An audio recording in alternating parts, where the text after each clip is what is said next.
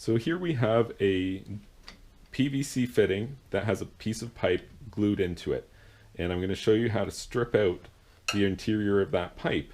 I mean, it's not something that you do all the time, and it's definitely not regular business, but every now and again you'll encounter a situation where, you know, if you were able to strip out one fitting, you could put a system together quickly and easily, whereas if you had to not do that, you might be looking at replacing or replumbing half of the equipment on the pad because somebody's left you a situation where there's just no pipe left to connect onto. I mean, they make interior fit, you know, emergency fittings that you could use, but it's a huge flow restriction. It's not something that you'd really want to do. And a lot of people don't even realize it is potentially possible to strip out an interior fitting that's been primed and glued already with Schedule 40 PVC pipe. And I'm going to show you how to do that right now. So first thing we're going to do is we're going to get a hacksaw, a fine-tooth hacksaw, something along, you know, 24 points, something like that. And we're going to cut a channel in this PVC pipe. And that channel is going to be about the width of the head of the screwdriver that we're going to use here. So when you make this cut, what you're trying to do is, you can see the different layers here between the fitting and the pipe itself. We're trying to cut through the pipe, but we don't want to cut through the fitting itself. It's a little bit awkward, but bear with me here and we'll get through it, and I'll hopefully show you how this works.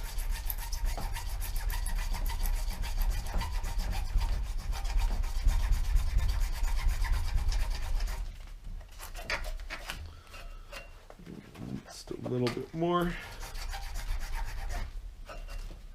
And you can kind of see there the edge of the cut. So again, you want to put one right next to it, about the distance of the head of a small standard screwdriver.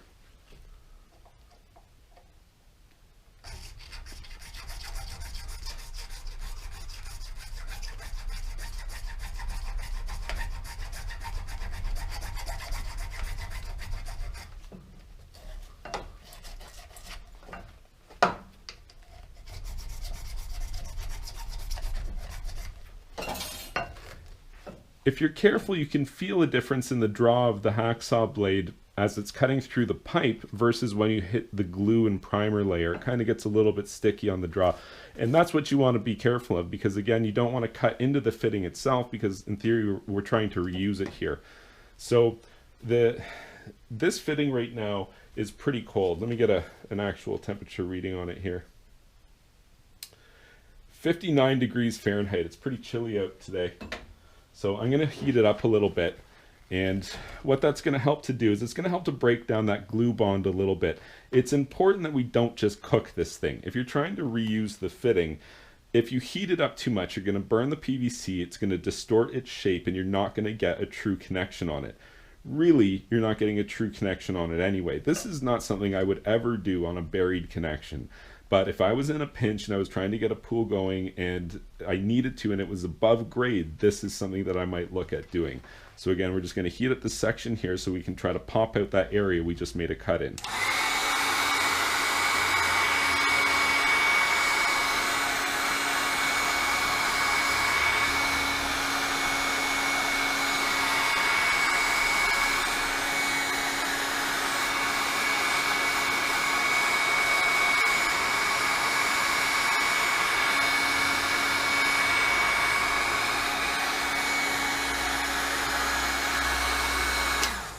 Okay, so normally I would jump in right now and I would start doing my thing, trying to remove that piece, but I'm just going to take a minute here just to get you an actual temperature reading on what I ended up getting this to.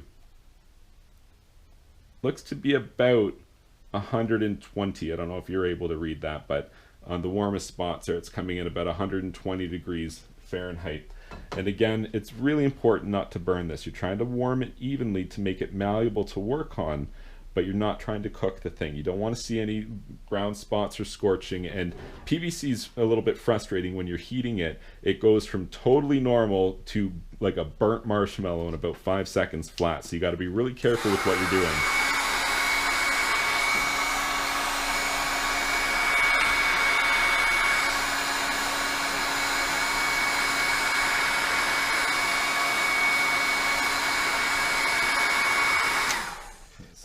Good and warm there. So again, just like a small standard screwdriver, you don't want to use your biggest hammer for this. I just use a heavy pair of pliers. I try to get the screwdriver in between the two, in between the fitting and the pipe. And if you've done it right, that center piece should pop right out. You can kind of see what's happening there. It's getting started. I can feel it. It's still pretty cold, this PVC. So I'm going to give it a little more heat there. Really important not to force it. If you force it, you will break this fitting.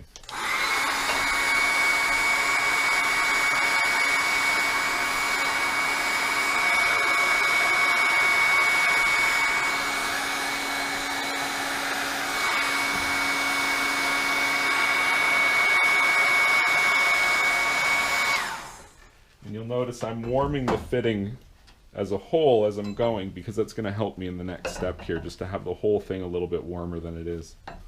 There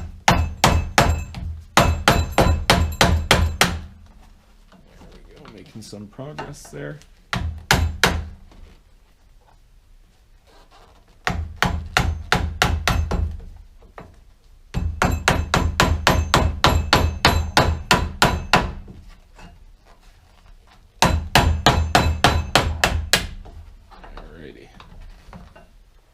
Show you what I've got going on here.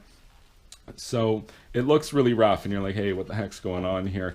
This isn't something that the average pool owner is supposed to be out there doing, heating and hacking out the inside of their fittings. This is kind of like an emergency repair thing, and really this is more something that pool technicians might employ if they needed to. You know, it's late Friday, the supplier's closed, you're just trying to get somebody's pool up and running. This is, you know, something that you can have in your back pocket as you can try. So again, that center piece, now that we've removed it, that's the hardest part to get out. Once you've got that out, you've got the majority of it beat already. So you might have noticed, well, I mean, it looks like it took a little bit of a beating kind of thing. I don't know how well that comes through, but it's marred up a small amount right in this channel that I'm doing. But that's the worst of it. The rest of it, if we do this well, should come out relatively cleanly, and that should be the worst of the damage that this fitting's sustaining throughout this process. So again, I'm going to heat it up again. I'm going to try to get a little bit started, and then I'm going to try to use a pair of pliers if I can, and you want to roll. It's the rolling technique which helps to strip out that interior fitting. If you just try to brute force tear it out, it's never going to work. You're going to break it, or you're just not going to get it out. Grabbing that PVC and rolling is the technique. So let's see if this works for me here.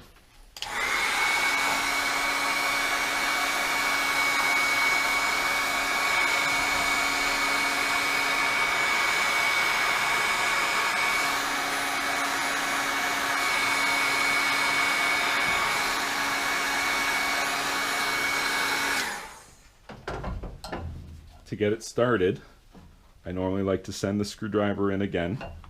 Right here, if you're going to break the fitting, this will probably be where you break it.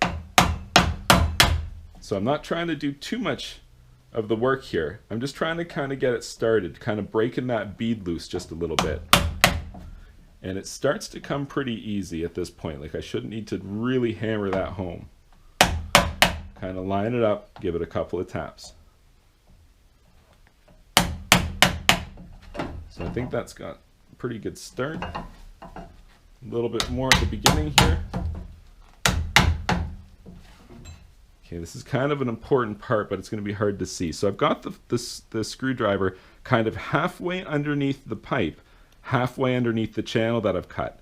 And this is the part that's really going to make it happen. I'm now going to hit this thing and send it home all the way to the back. And in doing so, I've pried up this whole front edge. Again, these are the points where if this thing's going to break, this is where it's going to happen. So I'll even give it just a smidge more heat before I send that home, just to give it every likelihood to not break.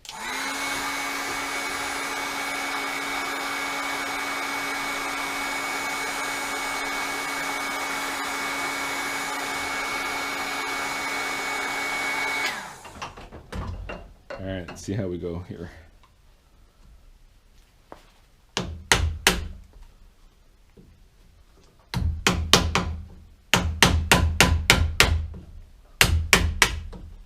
Seems like it went pretty well there. As you can see, this piece is now all but detached. Get that guy out of there.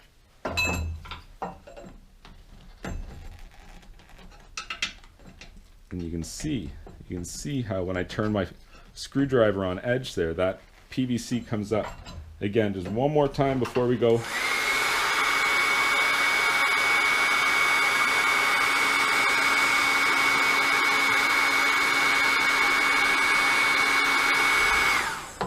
again, throughout this process, you want it hot, but you can't burn it. You can't just light the thing on fire. So you grab the PVC and you start to roll it. And as you do, you hear it start to come loose.